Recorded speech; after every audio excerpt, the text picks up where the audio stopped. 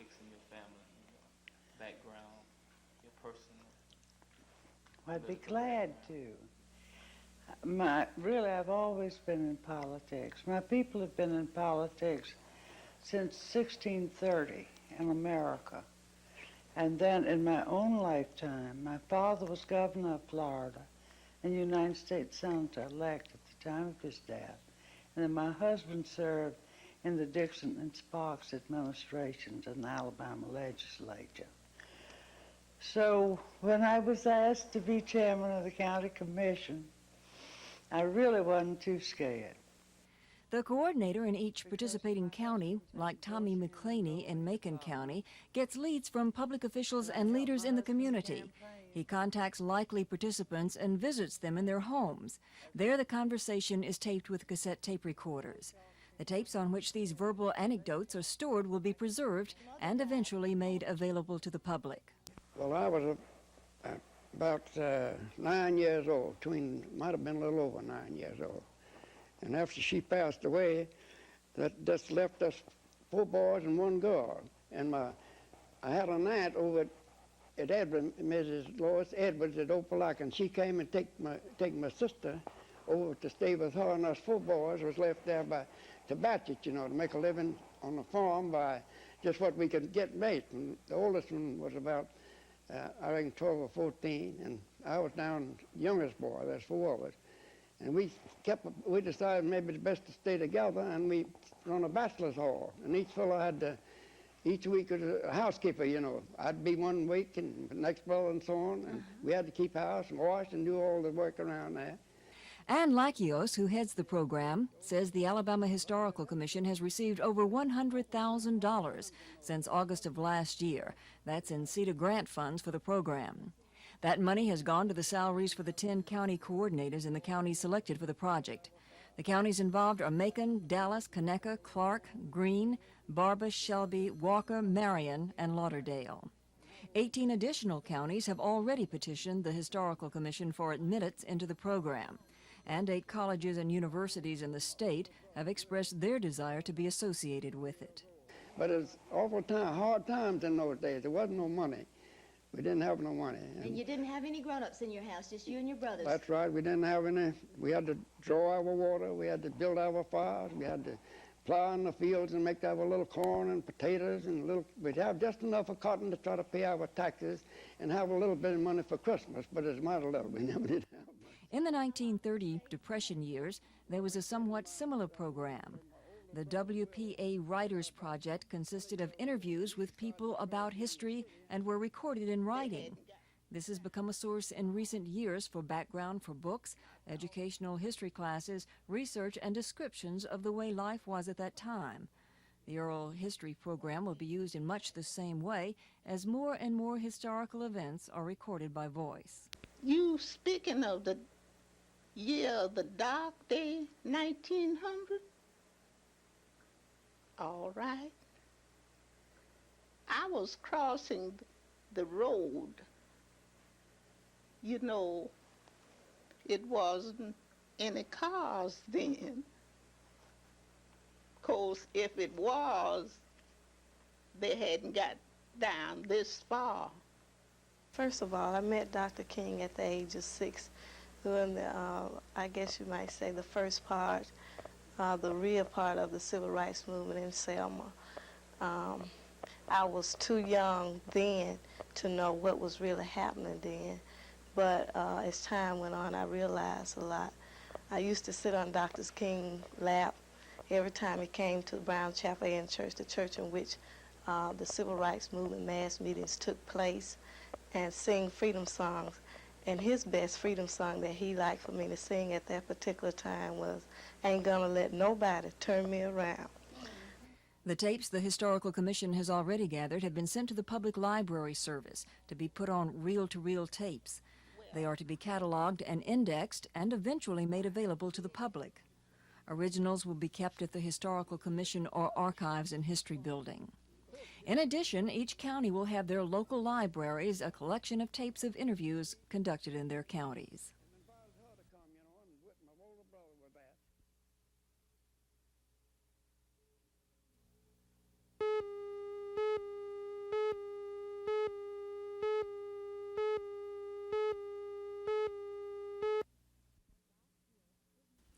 Last year, a prisoner's supper was held in Montgomery, Alabama to call attention to the thousands of Christians and Jews who wanted to leave the Soviet Union in order to practice their religion. Interested Montgomeryans were given names and addresses of Russian families who wanted to leave. Clara Podrojansky now lives in Atlanta with her husband and children as a result of this letter-writing campaign. They are one of over 50 Russian families who have relocated in Atlanta. I received in time the 3 letters, and I was surprised. Who is it? Who wrote me? And when I began received more letters, I understand this nice woman, and she want to help us. You know, it was nice because it was hard time for us. How long after you started to get the letters were you able to get the exit visa to leave the country? We received the first letter in January, and the April we received permission for our departure, you know. Mm-hmm. Why did you want to live in the United States? I don't know, but I think it is a free country. Is it difficult for you to adjust? Yeah, of course we have many problems now here because we don't know English enough, and we find a job for my husband and for me, but now my husband has a job. It's nice, and we're very glad. Did you work in Russia? Oh, of course, every woman in Russia worked. What did you do? I'm building engineer, and I work at institute, you know. I made a plan for building. And are you trying to get the same type of job here? Yeah, I hope that I find the job. Maybe a draftman, it's shall be good for me too. What about the children? Is it difficult for them? I think it's difficult. Marina is 15, but and she can speak a little in English, but Misha cannot speak and cannot understand nothing, you know, and it's a big problem for us. He go to school, Misha, and don't understand nothing, and he need a friend now, you know, for his age. It's too important. Made a friend, you know, and Marina. It's so a little easy for her because she can speak a little English, you know. Yeah, I hope my parents come here, but I want that come here live, not visit. My mother is a doctor, and my father and brother is engineer too. And I hope they found a job here. How do you find jobs when you come from Russia and it's difficult to speak the language? Who helps you? Oh, when we come here, the Jewish Federation in Atlanta help us so much. They take apartment for us. They give money for our life here. And they found a job for my husband, and now they look for a job for me.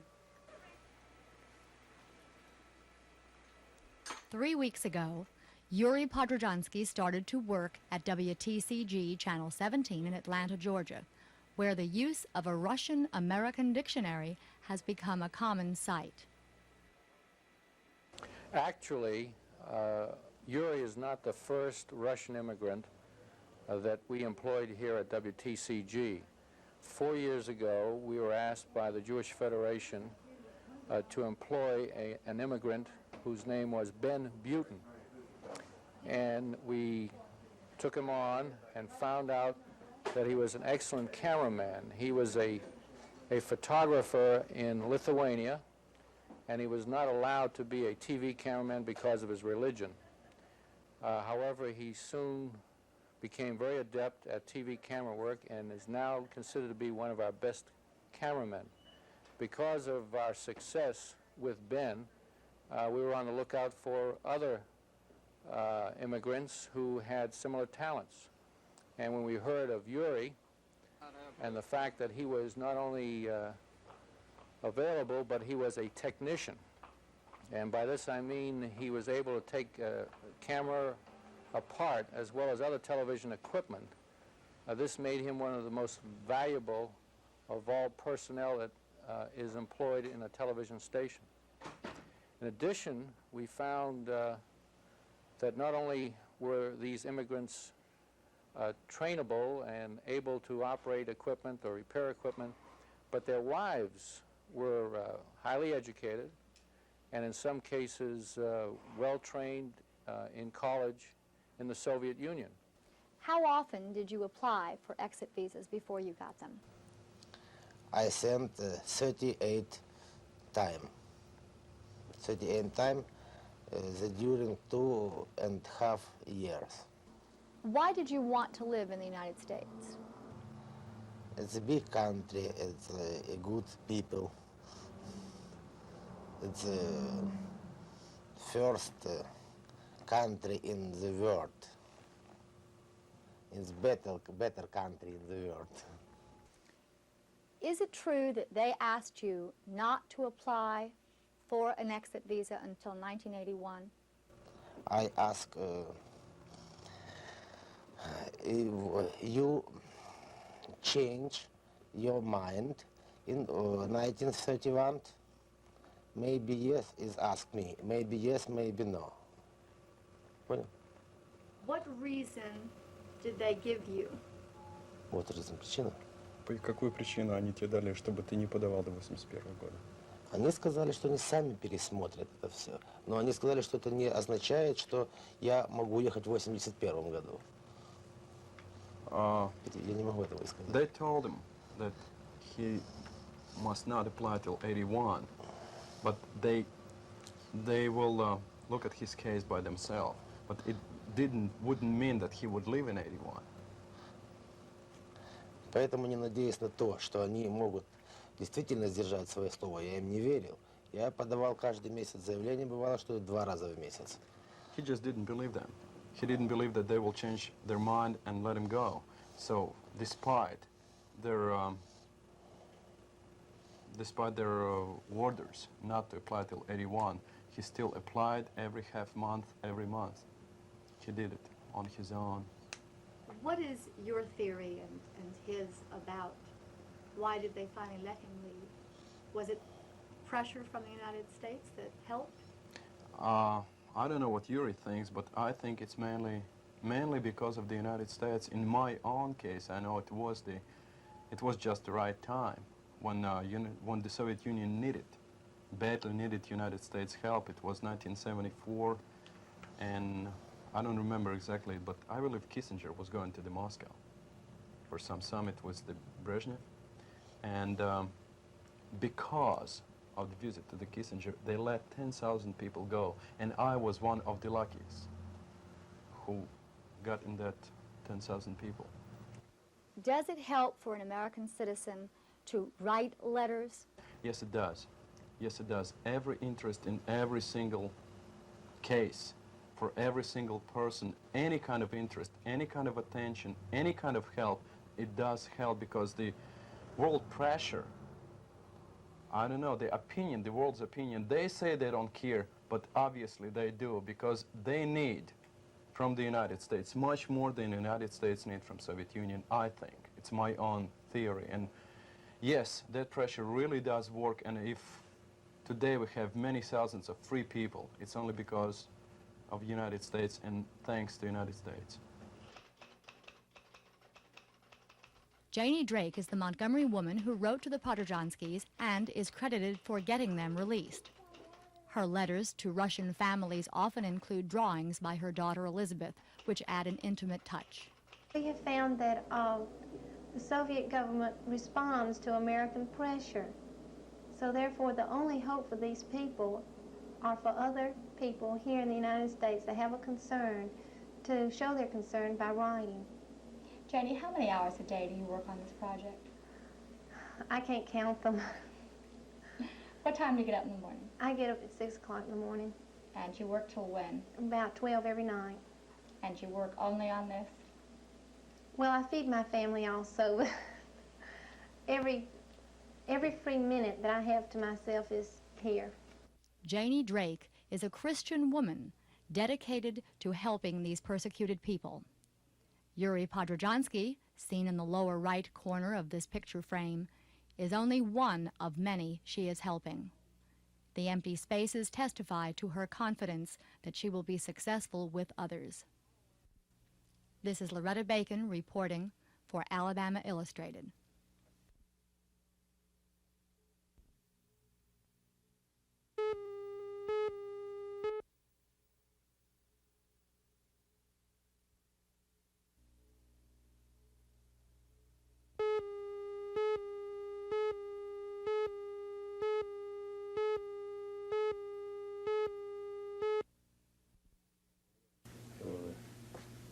Kind of live and let live office that we got here. Changed it. I'd like to finish the death penalty arguments in the Supreme Court. I'd like to finish the Tom Reed case. I'd certainly like to finish all these bombing cases. That we still got some people that need to be tried on that, and then we've got Chambliss's appeal. You know, there comes a time when it's time to step on, and my term expires, so I won't be able to finish them. I'm glad I had a part in starting. But the ones that are pending, the ones where we've already gotten indictments, are good cases, and I think Charlie will do what's right. You got any advice for Mr. Braddock when he takes office? Yeah, develop a thick skin, because he'll have people hollering at him from all sides saying, do this, and the other bunch will be saying, don't do this. One group will be saying, if you do this, you run politically, and the next group will be saying, if you do this, you're doing it for politics. But the thing is, just develop a thick skin, do what you think is right, and then go right on, and don't worry about what people think about it. Each individual has his own method of operation. Do you see Charlie Braddock's being any different than yours as far as the handling of the Attorney General's office? Oh, I'm sure it'll be different. Yeah, sure, no two are alike. What changes do you see coming? Yeah, you'd have to ask him that. Any changes you don't want to see happen? That's none of my business now. I've had 8 years, and now Charlie's got 4, and I don't think it'd be up to me to tell him, you know, what he ought to do or not do. You got any plans for the next several years? Yeah, I'm gonna go to Birmingham and try to make a living practicing law, and hope I can come up with enough money to support my family, and come up with some interesting cases, because the cases I've had been interesting as Attorney General. I hope I can get some in private practice that will be. Do you have any other political plans for the future? That's the furthest thing in my mind right now. I got to worry. I reckon Bob and I started out backwards from each other. He made all kind of money first, and then decided he wanted to be in government. And I started off in government, and I'm getting out. And so now I want to do like he did earlier. We just kind of swapping positions. Now I want to get out and make some money, and I'm not even thinking about politics now. I'm thinking about trying to establish my home in Birmingham and trying to make a living, like I say. I know this question might sound redundant, but it deals with your leaving the Attorney General's office. You seem to be leaving it with certain sentimental ties. Do you have any idea of whether you would ever like to come back to the Attorney General's office? Oh, further, I mean, anytime I leave something that I've been so wrapped up in, it's with sentiment. It was hard for me to leave Dothan to come to Montgomery to be Attorney General. I had a lot of sentimental ties to being a DA. Same's true now, because these people that I've worked with, we've assembled the brightest legal minds on this staff that I think any governmental agency's ever had, with the possible exception of the U.S. Justice Department during the early Kennedy years, or the Justice Department under the early Franklin Roosevelt years. And I'm going to miss these people, but you know, we've had 8 years, and they've been good years, and I don't think you can come back and relive them. I'm going to miss being in office, but I'm looking forward to the challenge of getting out and practicing law.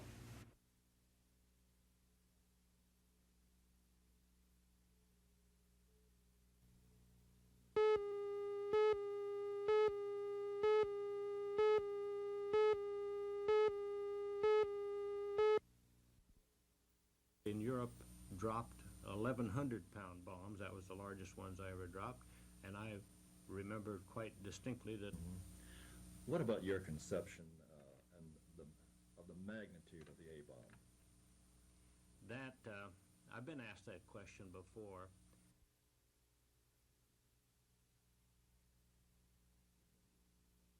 Weapon and the. What about your conception of the magnitude of the A-bomb? That, I've been asked that question before. I must say that initially in 1944, when I was informed of this weapon and the probable implications of it, one of the things that they said to me was that when this weapon explodes, it will explode with the force of 20,000 tons of TNT. I understood the words that were used.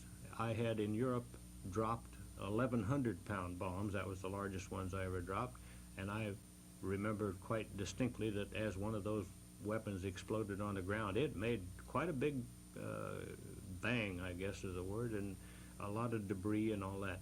So somewhere in my mind I multiplied this to come up with 20,000 tons of these things going off. And on the basis of that, I had in my mind a picture of something rather large. However, when I in fact saw the actual explosion after it had taken place over the city of Hiroshima, I saw something much more spectacular, much larger, and I must admit, much more awesome than I had envisioned such a thing to be. How would it compare with conventional type firebombs, if it could be compared? Well, you can't really compare the weapon with a conventional firebomb, but what you can do is you can compare damage caused by the use of firebombs and the use of the atom bomb.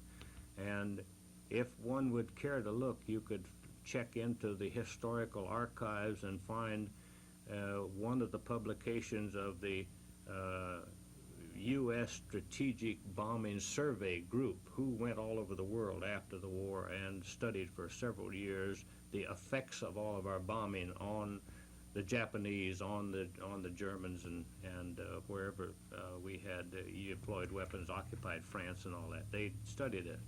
They said that there were, as a result of the firebomb raids on Tokyo, and I think it was, there was one other Japanese city included in there, that there were more people killed in those two cities by the prolonged use of firebombs over the months than there were killed in Hiroshima and Nagasaki as a result of the A-bomb.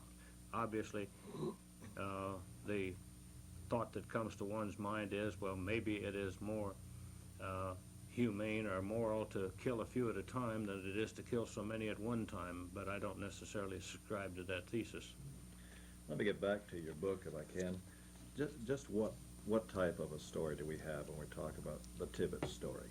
I think it's strictly a personal story. It tries to convey to the reader who Paul Tibbets is, what was his background, what was his likes and dislikes, what happened to him as a young kid, what happened to him in college, what happened to him in his early military career, in the height of his military career, and then basically after his military career. It shows the story of a person, of a man who has, over the years, gotten a lot of publicity, a lot of notoriety because of his wartime activities, some of it not too pleasant to listen to. And I just wanted to try to set the record straight that I think that I'm just about as normal as anybody else, and I like to think that this book will prove it. So you want to lay to rest some misconceptions that have been probably published prior to this coming out? Yes, misconceptions about me as an individual, but there's also some other things in there that one who is acquainted with the facts will see that I disagree with some other books that have been written, and my only contention is there that the people that wrote those books really weren't on the scene where they happened, and I happened to be there at the time. I don't know if this is fair to ask you or if you can answer, but let's look ahead. What about the military outlook? You're a military man. What do you see as far as future warfare, weapons, and so forth? I think that right now we are in a state of power balance between the U.S. and Russia, and let's face it, that's our key opponent if there is going to be a so-called military conflict. The balance is such that at the moment the United States would not want to attack Russia. Russia would not want to attack the United States because each of us have a tremendous capability to create destruction, wreak havoc on the other side. Therefore, the only thing that can be done is to use other forces and intimidate and gain one's way by the use of conventional forces under this umbrella that exists that nobody wants to use the conventional. And I think you'll find out that the Russians are doing this quite successfully throughout the world. They're moving into every area of interest. And who's going to challenge them? Nobody has conventional forces. They don't have the manpower at the same straits that the Russians have.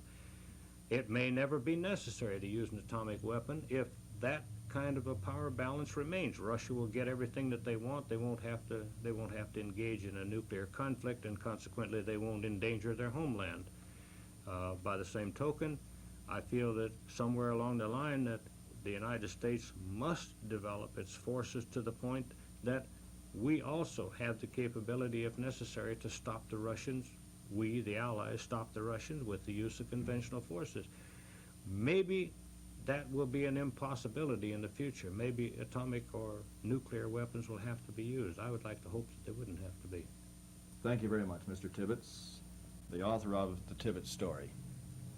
For Alabama Illustrated, I'm George Mitchell.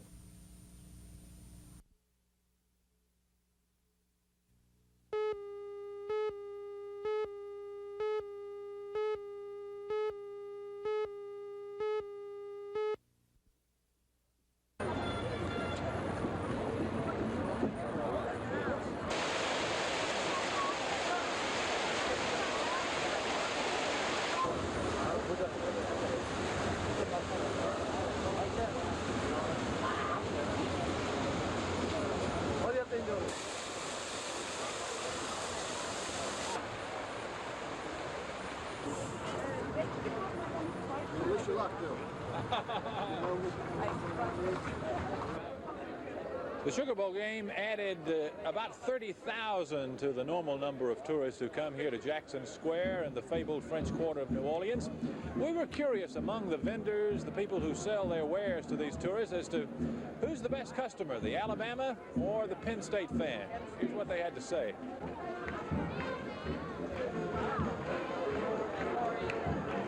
I can't tell. Oh, come on now. Surely you know. No, I can't tell. You ain't gonna put that. I can't really tell, really. Because some of the people, some of the Alabama people got their pins on and different things. Some of them don't. Yeah, same thing with Penn State. I know, but what I've seen for the ones that do have the letters, that's Alabama. Where'd your horse get your hat? Oh, I ordered it out of New York. Oh, really? Really, yes. High fashion, huh? High fashion, right. Called $54 for that hat with the flowers. No, indeed, right. Who are your best customers, Alabama or Penn State fans? Alabama.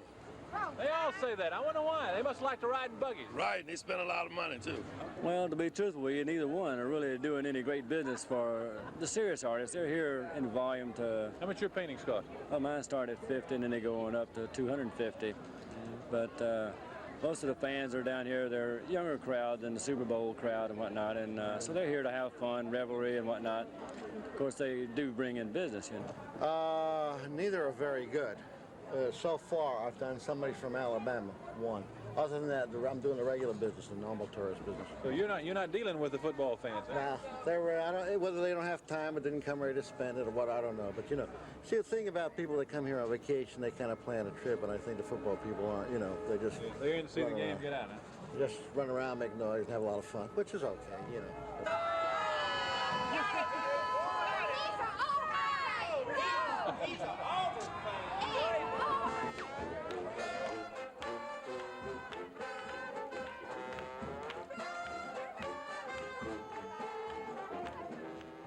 Who are your best customers? I'm not really sure at this point. It's rather difficult to tell because some people are in disguises and some aren't. But it looks like Alabama seems to be a little more energetic than Penn State at this point. Maybe the Penn Staters want some polka music. Probably so. Maybe our next tune will play one for them. Okay. Is it any difference in the music they want, or do they request?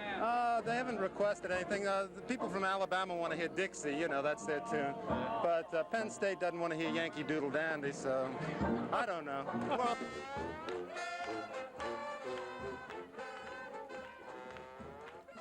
who are your best customers, Penn State or Alabama fans? Alabama. John Hunt? Why? Huh? Why? I believe it's the best team I've ever seen so far. Oh, you're an Alabama fan? Yeah, I like Alabama. I like the way that quarterback throw that ball. All right.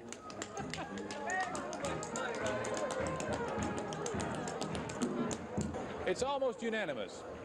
The Alabama fan seems to be spending more money here at Jackson Square in New Orleans.